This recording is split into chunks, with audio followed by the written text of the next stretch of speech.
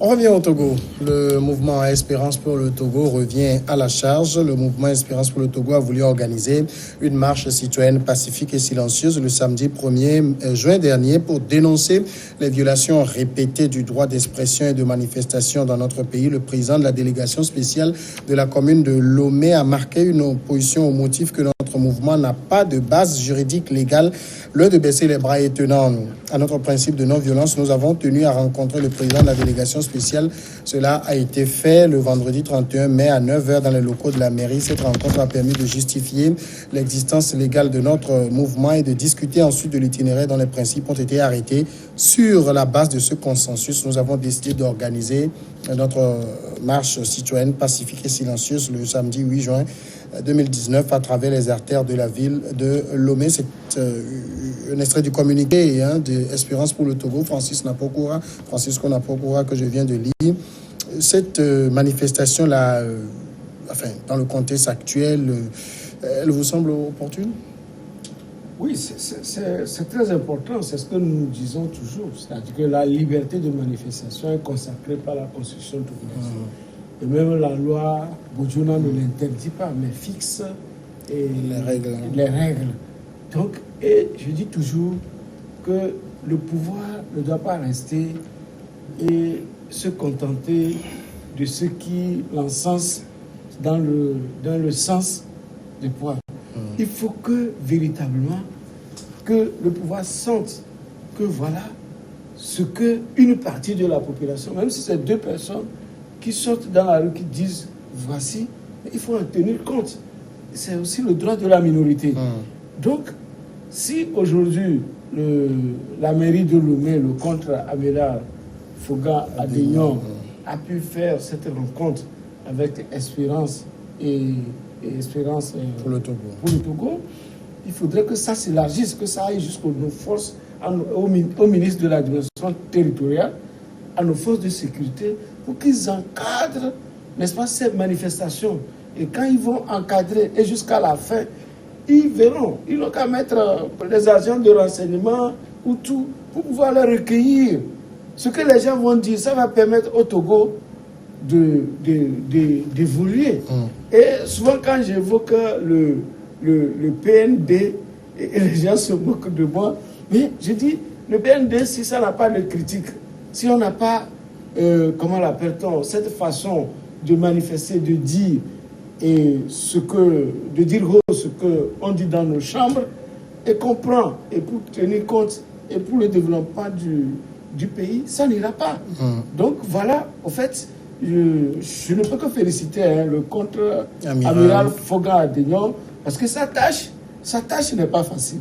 La tâche qui lui est confiée pour Lomé, et moi je me dis, il y a quelques années, lorsqu'on l'avait nommé en plus des tâches qu'il avait à la direction générale du port autonome de Lomé. Lui, il est vraiment champion du cumul. Oui, mais écoutez, ce n'est pas... Il est président du conseil d'administration central de l'hôpital Sylvanus Olympio. Ce n'est pas un cadeau, mais un observateur politique nous avait dit que c'était cynique ce qu'on faisait à Foga. On pouvait faire le cynisme avec beaucoup d'autres personnes aussi. Oui, parce que, vous savez, quand vous prenez la personne, c'est un monsieur de Baie, c'est un monsieur de Lomé. C'est-à-dire qu'en 2010, non, pas 2010, c'était en 2019, je crois, quand on le nommait à la municipalité. 2009. Vous parlez de 1980. Non, à la municipalité. À la mairie. Nous sommes en 2019, là. Non, 2019. C'était en 2009, voilà. Quand on le nommait, en plus de ses charges, mais quelqu'un nous a dit, regardez, c'était à l'horizon des élections 2010. Ouais. On a mis Adénion, c'est pour stabiliser ses frères de Baie. Parce que à Lomé, c'est de fortes contestations. Donc, pour réprimer les gens à Lomé, si on réprime, la charge revient au maire. Sinon, donc, et je peux dire qu'il a pu passer ces étapes-là. Et il en est aujourd'hui où il essaie de refuser ce qui n'est pas ce qu'on ne doit pas refuser. Parce que la manifestation... De toute façon, son mandat tire à la fin bientôt. Basile, est-ce que... la manifestation, quand même, oui, d'abord, une réaction. C'est les raisons même que les manifestants évoquent pour manifester qui, moi, me laissent parfois perplexe. Oui, c'était la question que j'allais vous poser. C'est-à-dire qu'il n'y a pas de liberté de manifester. Donc nous allons manifester pour réclamer la liberté de manifester. Et là, on tourne en rond, là. Mais depuis combien d'années on a manifesté dans ce pays? Depuis des années. Depuis 1990. On ne fait que manifester dans ce pays. On va nous dire aujourd'hui qu'on ne donne pas la liberté aux gens de manifester. J'ai dit non, soyons sérieux. On a toujours manifesté au Togo, M. Napokoura. Là, je ne suis pas d'accord. Mais on a toujours manifesté. Bon, même la dernière fois, on a manifesté. On réprime, c'est vrai. Mais on a manifesté quand même. On a manifesté quand même. On laisse les gens manifester. La répression vient du fait que les gens débordent parfois dans les revendications qu'il faut. Lorsque, par exemple, vous allez dans les manifestations et vous cassez les commerces des gens, vous voulez qu'on vous... C'est-à-dire qu'on accepte ça? C'est pas possible. On vous dit que c'est bien, vous avez bien fait, vous avez bien manifesté. Non, on a toujours manifesté. Le problème, c'est que la dernière fois, ce que Fogan Adénion disait, que l'association de monsieur le pasteur Afognon, le prêtre Afognon, n'a pas de base juridique. Et qu'est-ce qui fait la base juridique? Il faut déclarer avant. Il faut pouvoir déclarer que je suis tel, je suis tel, je suis tel. C'est ce que monsieur Adénion n'a pas pu voir. Et peut-être que lorsqu'ils sont allés, je n'étais pas là, et pour savoir comment les discussions sont allées, mais peut-être on reconnaît aujourd'hui que le prêtre a déclaré son mouvement. On accepte. Donc, moi, c'est toujours cela que je dis. Nous gagnons quoi? Le Togo a gagné quoi dans toutes les manifestations que nous avons faites? On manifeste tous les jours et on dit qu'on ne donne pas droit à la manifestation. C'est ça qui est paradoxal. C'est paradoxal. Maintenant, ils vont manifester la prochaine fois. C'est le droit à la manifestation. Pour faire reconnaître aux yeux de l'opinion internationale qu'au Togo, on accepte de manifester. Alors, les raisons qu'ils ont évoquées là, ça tombe. D'autant plus qu'on accepte que vous manifestez. L'UFC, l'ANC, ils ont manifesté dans ce pays pendant des années. Les gens ont marché comme ils voulaient. Ils sont allés à la plage, ils sont revenus, ils sont retournés à la plage. Pendant 5 ans, les gens ont marché dans ce pays. Alors, qu'on vienne nous dire qu'on refuse des manifestations, je dis, mais c'est extraordinaire. Mais qu'est-ce qu'on veut faire de ce pays? Là, tout à l'heure, lorsque nous parlions du Soudan, il y a des gens qui se sont dit, nous avons manifesté, on a bloqué toute la ville, on a fait ci, on a fait ça, on bloque la ville. Ça sert à qui? Ça sert à quoi? Ça donne quoi? Qu'est-ce qu'on gagne en bloquant toute une ville? Et quand les commerces sont bloqués, on parle de l'économie du pays. Les commerces sont bloqués. On veut l'économie. Après, on crie, ah, il n'y a pas d'argent, l'économie est en train de... etc. Qui a provoqué ça? Lorsque vous manifestez et que vous trouvez du plaisir à manifester, mais reconnaissez au moins qu'on accepte que vous manifestez. La répression, comme vous l'avez dit tout à l'heure, vient du fait que les gens débordent, je l'ai dit. Mais au Togo, on a toujours manifesté. Que les gens n'aillent pas dire qu'on refuse aux manifestants de manifester au Togo. Je suis désolé. Alors, le motif de la manifestation, c'est-à-dire qu'il y a des violations répétées du droit d'expression et de manifestation. Vous faites la même lecture que Espérance pour le Togo? Non, pas du tout. Parce que vous savez, sur la forme, les motifs évoqués par Adénion pour refuser la marche tiennent la route.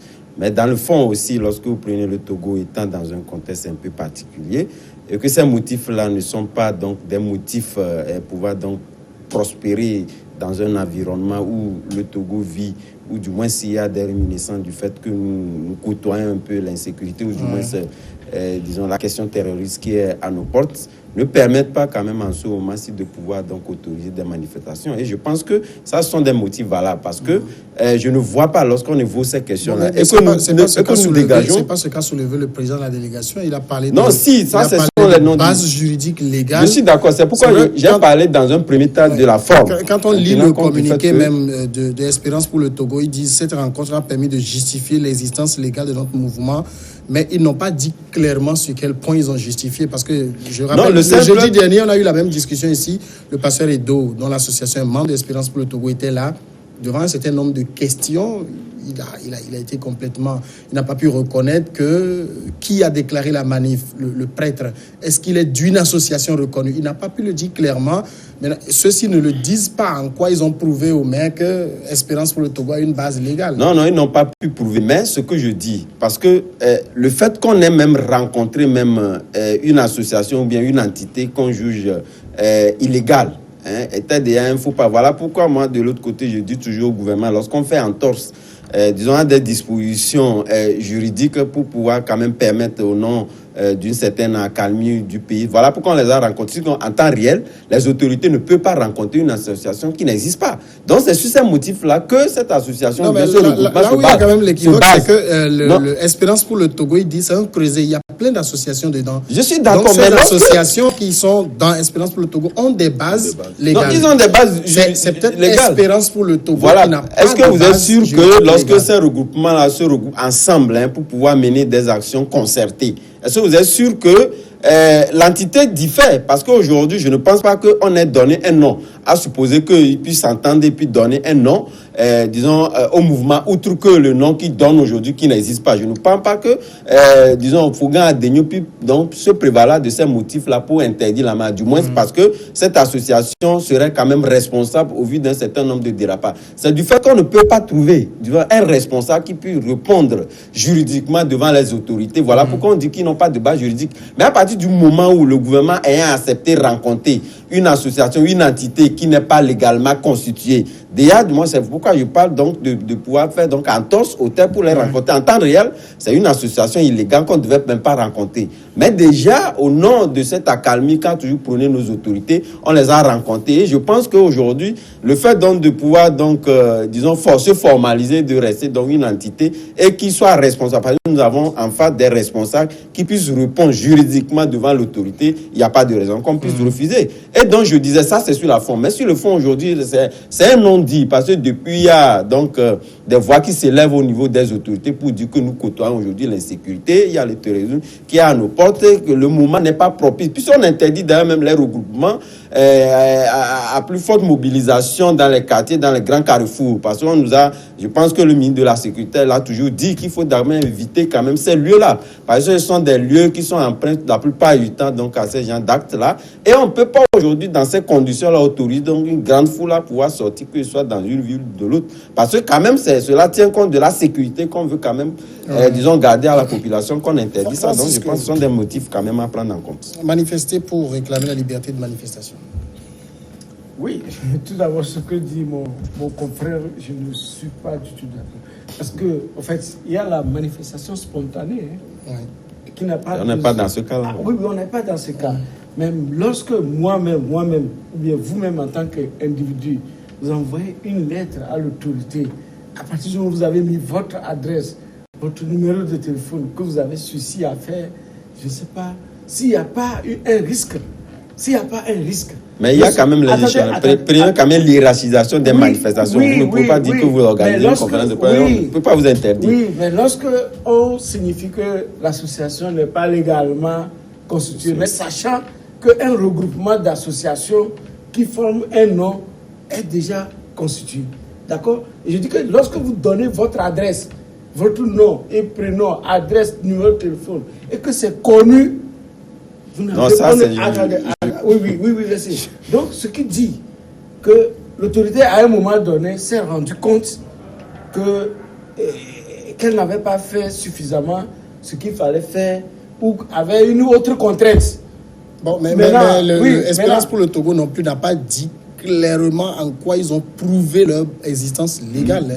Il y a toujours un flou. De toutes les façons, comme ça bien expliqué, de toutes les façons, ils n'en ont pas besoin puisque on leur a dit manifester. Il se pourrait que ce soit une association maintenant reconnue d'Espérance pour le Togo qui fasse la déclaration et que ça passe. Vous savez, on a laissé végéter un certain nombre de dispositions par le passé qu'on a conçu que ça pouvait faisait des rencontres et autres depuis longtemps. Non, mais Espérance pour le Togo, moi je vais rappeler sur ce point que vous avez évoqué. Espérance pour le Togo a voulu faire une réunion de prière, elle a été interdite. Elle a voulu organiser une conférence de presse, elle a été interdite sur le même motif. Oui, mais je dis que si l'autorité... Et depuis, si les gens étaient sérieux, je pense que depuis qu'on a commencé par interdire ces gens et qu'on veut réellement, on est sérieux, je pense que se formaliser ne causerait pas problème. Ça voudrait dire que les gens ont des intentions derrière que l'autorité... pas une association de la société civile ou un regroupement de la société civile, depuis qu'ils faisaient même des émissions sur des radios, et on les a déjà laissé avancer. Bon, les émissions... Attendez. Oui, on parlait d'espérance. Oui, mais ça, attendez, c'est grave. Non, c'est grave. Ça veut dire, annoncer le fait. Non, ça veut dire que lorsque vous allez sur un média, vous allez dire que vous êtes djihadiste, qu'on continue de... Non, là, ça d'expression, vous êtes accordé. Maintenant, manifester pour réclamer la liberté de manifestation. Je suis pleinement d'accord. C'était interdit. Attendez, si vous êtes d'accord. Attendez. Quand le pouvoir vous autorise à manifester, c'est que aujourd'hui ils ont voulu que vous manifestiez. On a vu comment des manifestations. Mais il y a eu les 5 ans de manif. Hein. Oui. Et même plus 5 ans révolus. Oui, non, laissez qu'il y ait des nombres d'années de manif, ce n'est pas le problème. Ceux qui veulent protester, par exemple, pour se formaliser, est-ce que ça pose problème? Quand vous allez devant la Maison Blanche, tous les jours, les gens manifestent. Quand vous allez, les gens manifestent. Pourquoi au Togo, pourquoi au Togo on veut faire un mythe? D'accord. Si quelqu'un veut manifester. Non, je pense que c'est une lecture un peu biaisée. Non, pas biaisée. Lorsque nous rentrons dans un passé récent qui a fait même arrêter les manifestants du PNP qui sont en prison, c'est à cause même d'une manifestation autorisée. Mais lorsque les gens sont arrivés sur les lieux, même avant d'arriver là, les gens étaient arrêtés. Je vais vous dire, non, attendez. Le mouvement Martin Luther King même a appelé pour manifester contre ce que Claude Leroy fait nous essuyer au Togo comme la honte. Écoutez, vous n'étiez pas là. Moi, j'y étais. Mais on avait, oui, j'étais là. D'accord, on va pas tourner la parole rapidement. Non, on avait Basile, mais on nous a gazés. Oui, Basile, de toute façon, quand on regarde quand même la situation, il y a quand même des moments où les autorités en font aussi un peu trop. Vous savez, c'est ce que Adama nous disait tout à l'heure. Nous sommes dans une période où l'insécurité règne un peu partout. Et oui, mais alors qu'on le dise que pour motif d'insécurité, vous n'avez pas le droit de manifester. Bon, dans le truc, les textes qui autorisent les manifestations, nulle part on a dit qu'à cause de l'insécurité, on peut interdire. Non. On a dit l'autorité peut apprécier s'il y a des signaux. Bon, maintenant, il faut prévenir. Il faut prévenir. On ne sait jamais. Et dès l'instant où on a des soupçons que, il peut y avoir des trucs qui vont dégénérer, on peut avancer un argument. Mais c'est pas bien. On est dans un régime de déclaration. C'est pas d'autorisation non plus. Écoutez, il ne faut pas que les gens croient que c'est parce qu'il y a la démocratie qu'on peut faire de l'anarchie n'importe comment. La République doit être gérée. On a fait l'option de la démocratie. Nous avons fait l'option de la démocratie. On assume aussi. La liberté doit être contrôlée. Oui, mais on l'assume. On assume cette démocratie-là. Vous savez, une démocratie mal entretenue devient de l'anarchie. C'est ce que nous sommes en train de vivre aujourd'hui avec les Soudanais qui veulent une démocratie, mais au même moment ici, aujourd'hui et maintenant. C'est-à-dire qu'il faut tout contrôler. Le Togo est un pays qui veut avancer. Nous ne sommes pas encore pleinement dans un développement qui permet que les gens fassent tout n'importe comment, n'importe où. Il faudrait qu'on contrôle un tout petit peu les élans de ceux qui disent il faut, bloquer Badja. Non, il faut qu'à un moment donné que les gens comprennent que nous voulons avancer, mais il faut avancer à pas de velours pour que nous puissions atteindre un niveau de développement que les gens ont aujourd'hui. Mais écoutez, en Chine, il n'y a pas de manifestation matin, midi, soir. Mais regardez la Chine aujourd'hui, là où elle est, quand même. On parle là quand même d'un droit qui est constitutionnel. Oui, un droit constitutionnel, je suis d'accord avec vous, mais ce droit quand même aussi a des passerelles qu'il faut respecter à un moment donné. Tout à l'heure, vous avez posé une question à Basile en disant que pourquoi on n'a pas évoqué clairement la question, disons, d'insécurité liée au terrorisme qui nous guette pour interdire la marche. Vous savez, nous sommes dans un schéma politique où les armes sont connues de part et d'autre, et comme telles, je pense que lorsque le moment adviendra où cette question, ce motif-là peut être donc brandi comme pour interdire la marche. Mais aujourd'hui, nous sommes dans la hiérarchisation, disons, des motifs. Si vous-même vous laissez des passerelles, à ce que le gouvernement puisse quand même tirer de ces passerelles-là pour vous coincer, je pense que c'est de bonne guerre. Et c'est ce qui est advenu. Aujourd'hui, on a vu que, voilà, vous n'êtes pas constitué, mais il y a d'autres motifs également qui peuvent être évoqués. Mais lorsque on adviendra, disons, à vider disons carrément ce panoplie d'incohérences liées donc à la constitution ou non d'un mouvement, je pense qu'on peut quand même leur dire que voilà, le fait quand même qu'on refuse de ces manifestations est lié à tel motif. Mais aujourd'hui, la question ne se pose pas parce qu'eux-mêmes, ils ont dû quand même laisser des passerelles qui permettent au gouvernement de pouvoir tirer de ces passerelles-là quand même pour les coincer. Et ça, je pense qu'il n'y a pas à dire. D'accord, Francisco, on va quand même manifester jusqu'à quand? On a l'impression que dès que quelqu'un a mal à la tête, il veut manifester.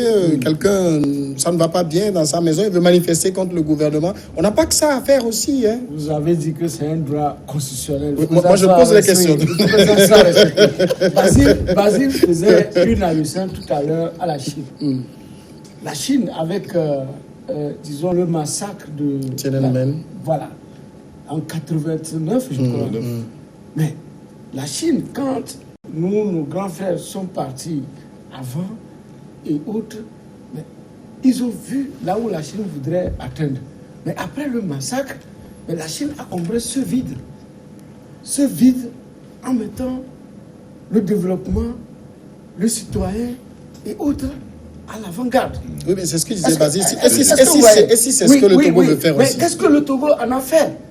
90, 91, ça veut dire 89. Bon, peut-être qu'on veut le faire en 2010. Parce que 90, 91, nous sommes dans un nouveau élan. Il y a le PND, il y avait des choses qui sont venues et tout. Donc aujourd'hui, ce n'est pas les mêmes. Nous sommes dans le même schéma là. Voilà. Or, le PND, vous l'avez évoqué, le PND ne dit pas qu'il ne faut pas manifester. Mais pour faire avancer son PND demande la contradiction. Et le PND a besoin de tous ses fils. Ce ne sont pas les gens qui sont... Mais il n'y a pas eu, juste alors, est-ce qu'il y a eu une interdiction de manifester? Non, il y a. On demande aux gens de se formaliser. Formalisez-vous avant que vous ne trouviez des motifs pour dire que le gouvernement interdit la manifestation. Faut-il manifester? Je dis, dans la manifestation, il y a des choses positives. Et des choses positives que le pouvoir, d'abord, puisque lorsque vous êtes braqué, vous ne voulez pas des propositions de face. Et vous ne voulez pas que les gens vous contredisent. Vous pensez que c'est votre position qui est la meilleure. Donc, c'est dans la manifestation, n'est-ce pas, des contradictions que le pouvoir peut acquérir. Oui, mais Francisco, il y a quand même une question, quelque chose qui tourne dans ma tête. C'est-à-dire, je prends le samedi 8, on va descendre, on va faire le macadam, on va arriver au point de chute, on va lire une déclaration pour dire nous voulons avoir le droit de toujours manifester. Oui.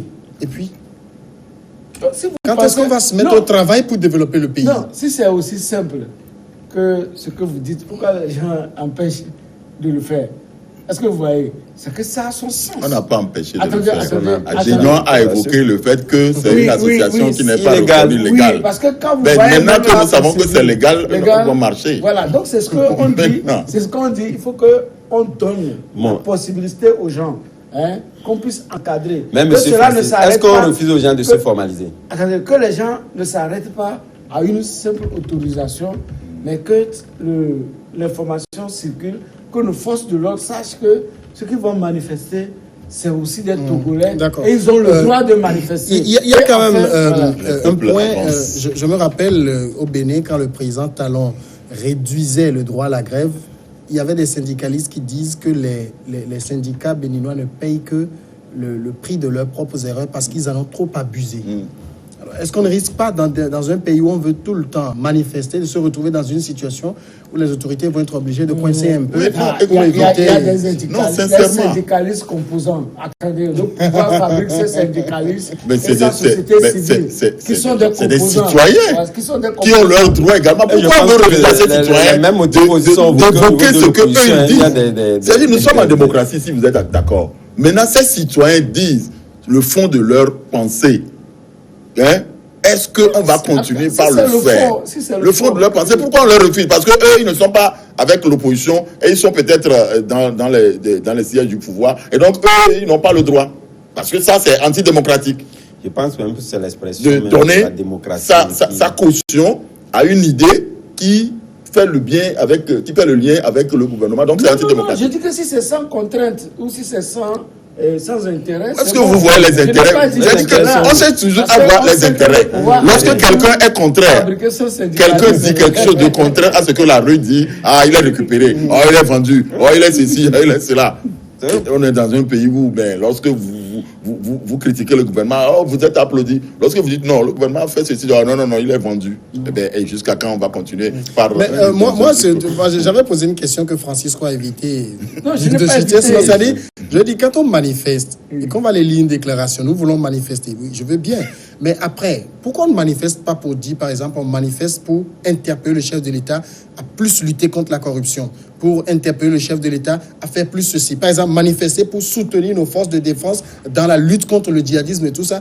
On a l'impression que les raisons des manifestations sont toujours plutôt politico, je ne sais pas. Même fantaisiste, parce que c'est fantaisiste. Moi, j'ai pas utilisé ça. C'est vrai. Si, ça c'est une vérité. Parce que si, au pays, on a vu des gens marcher pendant 5 ans et plus d'ailleurs même, suivant donc des intérêts, naturellement, on ne leur dénie pas ce droit-là parce que nous sommes, disons, dans un jeu politique où quand même l'adversaire trouvant donc des motifs pour pouvoir quand même faire chanter son nom. Et ça fait d'ailleurs même leur jeu parce qu'il y a des médias qui chantent ça partout et les gens estiment que voilà, au pays, bon, ça ne va pas. Donc, ils sont dans cette logique-là. Et aujourd'hui, lorsque il y a pas... Dites-moi, ces derniers temps, quelles sont les manifestations qui sont donc interdites pour qu'on parle du fait que le Togo est un pays où on interdit carrément les manifestations? On demande aux gens tout simplement de se formaliser, donc de continuer par manifester parce que le chef de l'État même l'avait appelé. S'il faudrait quand même que les gens manifestent aussi pacifiquement et qu'on n'est pas dans des dérapages. Il les invite.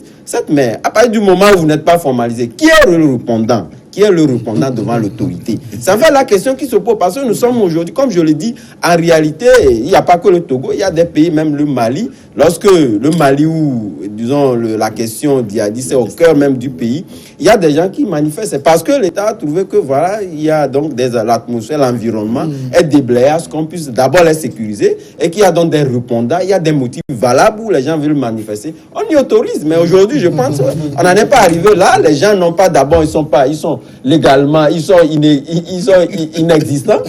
Et qu'on veut donc autoriser à ces gens-là de manifester et qui est répondant lorsqu'il y a des dérapages.